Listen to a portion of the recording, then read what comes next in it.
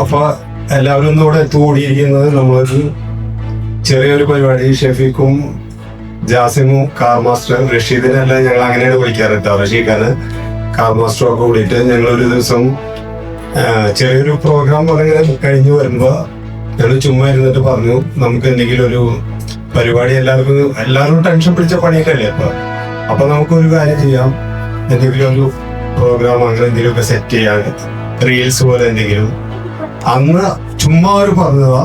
അപ്പൊ അങ്ങനെ സംസാരിച്ച് അത് എല്ലാവരും കൂടി ജാസിക്ക് സ്ട്രോങ് ആയ ഒരു ഡയറക്ടറായി അതോട് കൂടിയിട്ട്. അതുപോലെ ഷെഫീഖ് നമ്മൾ ഇന്നേ വരെ കാണാത്ത ഒരു രീതിയിൽ ഷെഫീഖും ഇതിൽ വന്നിട്ടുണ്ട്. നമ്മുടെ ജാസിമും റഷീദും കൂടിയുള്ള ഒരു കെമിസ്ട്രി ഉണ്ട്. അത് ഇതിന്റെ സക്സസ്ഫുൾ രീതിയിലാകുമ്പോൾ നമുക്ക് പറയാം അല്ലെ. 11:30 മോർണിംഗ് മൂവി വേൾഡ് OTT പ്ലാറ്റ്ഫോമില് നമ്മൾ നല്ല റിലീസ് ആവുന്നുണ്ട്. അപ്പൊ ആ ഒരു സന്തോഷം നമുക്ക് എല്ലാവർക്കും പങ്കുവയ്ക്കാൻ വേണ്ടിയിട്ടാണ് ഇന്നിവിടെ എല്ലാവരും ഒത്തുകൂടിയിരിക്കുന്നത്. പ്രസംഗമൊന്നുമല്ല, എന്നാലും ഞാൻ പറയാണ്, നമ്മുടെ ചെറിയൊരു സംരംഭമാണ്. നമസ്കാരം എൻ്റെ സുഹൃത്തുക്കളെ. ഇന്ന് എൻ്റെ നാട്ടുകാരൻ, ഞങ്ങളുടെ സംഘടന, ഞങ്ങളുടെ നാട്ടുകൂട്ടം എന്ന് പറയുന്ന ഒരു സംഭവമുണ്ട്. അതിൻ്റെ ഒക്കെ മെമ്പറായിട്ടുള്ള എൻ്റെ അയൽവാസിയായിട്ടുള്ള ഹനീഫ ഹസൻ ആണ് ഇന്നത്തെ എന്നെ വിളിച്ചത്. നിങ്ങളുമായിട്ട് ഇവിടെ വരാൻ നിങ്ങളുമായിട്ട് സംവദിക്കാനുള്ള ഇട വന്നിട്ടുള്ളൂ.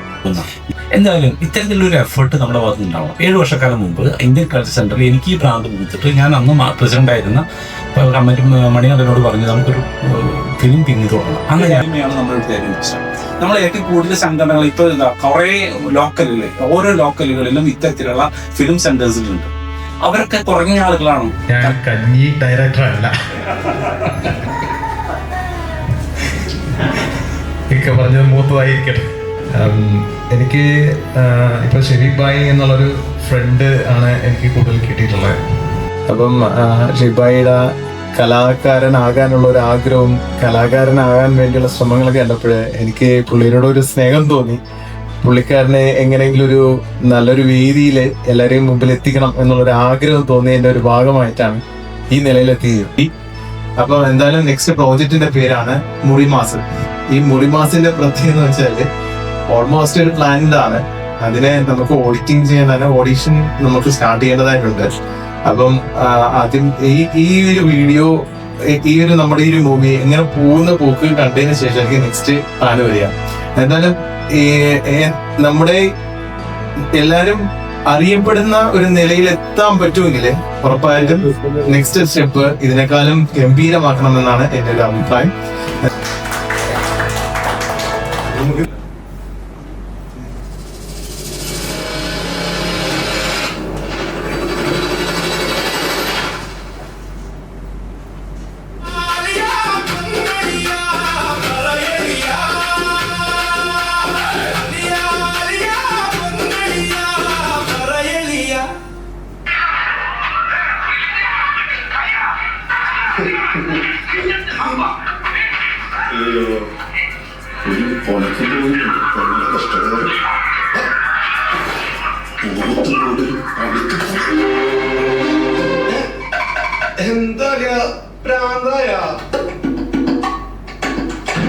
എന്റെ പൊന്നു പാസിലറിയാ വല്ല പണിക്ക് പോയി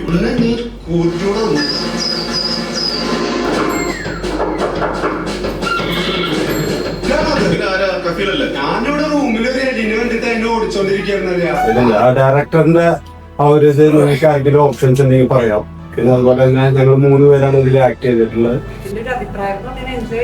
കുറച്ചു നേരം ഉള്ളെങ്കിലും ഉള്ള ടൈമില് അടിപൊളിയായിട്ട് അഭിനയിച്ച ആൾക്കാരെല്ലാരും അടിപൊളിയായിട്ട് അറബിയുടെ റോള് നല്ല ഇഷ്ടപ്പെട്ടു.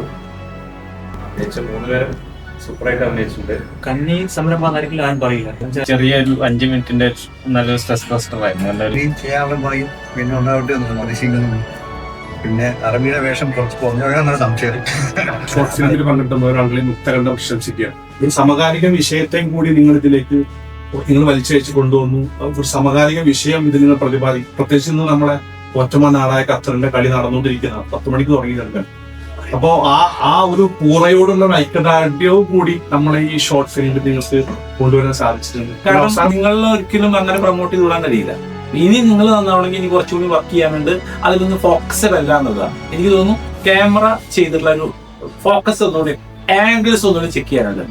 പിന്നെ മറ്റൊരു കാര്യം സൗണ്ടൊക്കെ സൗണ്ട് സരികയാണ് സൗണ്ട് ചെയ്തിട്ടുള്ളത്, മോശമൊന്നുമില്ല, അവൻ എടുക്കാനാണ്. പക്ഷെ നമുക്ക് ഇതിന് കണക്ട് ചെയ്യുമ്പോൾ എന്തോ ഒരു പതർച്ച വന്നിട്ടുണ്ടോ എന്നുള്ളൊരു സംശയമുണ്ട്. പിന്നെ എഡിറ്റിംഗ് മോശമൊന്നുമല്ല, പക്ഷെ എഡിറ്റിംഗ് അടുത്ത പ്രാവശ്യം ഒന്നുകൂടി ശ്രദ്ധിക്കണം എന്നുള്ളതാണ്. ഓവറോൾ നോക്കുകയാണെങ്കിൽ വളരെ എന്റർടൈനിങ് ആയിട്ടുള്ള ഒരു സബ്ജക്റ്റും പിന്നെ ആക്ടിംഗ് വൈസ് നോക്കുകയാണെന്നുണ്ടെങ്കിൽ ഹനീഫ് ഭായ് എന്താ പറയാ, നമുക്കൊരു അഭിനയം എന്നുള്ളതിനേക്കാൾ കൂടുതലൊരു ജീവിച്ച് കാണിച്ചു എന്ന് വേണേൽ പറയാം. 10th സ്റ്റാൻഡേർഡിൽ പഠിക്കുന്ന കാലത്ത് തന്നെ അഭിനയം എന്ന് പറഞ്ഞ എൻ്റെ ഒരു പാഷനായിരുന്നു. അപ്പോൾ കുറെ മിമിക്രികൾ ചെയ്യും. മിമിക്രി വഴി അഭിനയ രംഗത്ത് എത്താൻ വേണ്ടിയിട്ട് ഒരുപാട് ട്രൈ ചെയ്ത് പിന്നീട് ജാഷനും ഇപ്പൊ കൂടിയിട്ട് ഖത്തറയ്ക്ക് ഇറകടത്തി എന്നുള്ള സത്യം. ഈ അഭിനയത്തിന് പാഷൻ ആദ്യമായിട്ട് വരുന്ന ഒരു സംഭവമാണ് എന്റെ പങ്കാളി എന്നുള്ള ആ ഒരു സംഭവം. നല്ല അഭിപ്രായമാണ്. എന്തായാലും വളരെ നന്നായിട്ടുണ്ട്.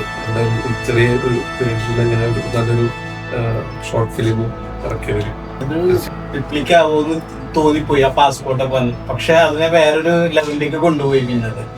പിന്നെ ഡയറക്ഷന്റെ കാര്യം പറയുമ്പോൾ 10 ഗുണം 10 ഗുണം എന്ന് പറഞ്ഞ സംഭവമുണ്ട്. ഇതിനെ പറ്റിയത് ഒരു എല്ലാവർക്കും ചിലപ്പോൾ അറിയായിരിക്കും. ഒരു കേരളം കണ്ടൊരു നല്ല മികച്ചൊരു ഫോട്ടോഗ്രാഫറും ആക്ടറും ആയിട്ടുള്ള എൻ.എൻ. ബാലകൃഷ്ണന്റെ കൊച്ചുമോനാണ്. എന്തായാലും ഒരു എന്റർടൈൻമെന്റ് ആയിരുന്നു. അദ്ദേഹത്തിന്റെ അഭിനയം നന്നായിരുന്നു. ഞങ്ങളും ഇവിടെ ലേറ്റ് ആയതിന്റെ പേരിൽ പോകാൻ വേണ്ടി നിന്നാണ്. അതായത് കണ്ടിട്ട് പോകാനുള്ള തീരുമാനം തെറ്റായില്ല. പിന്നെ എന്റെ മോനെ കൂടി എൻജോയ് ചെയ്ത്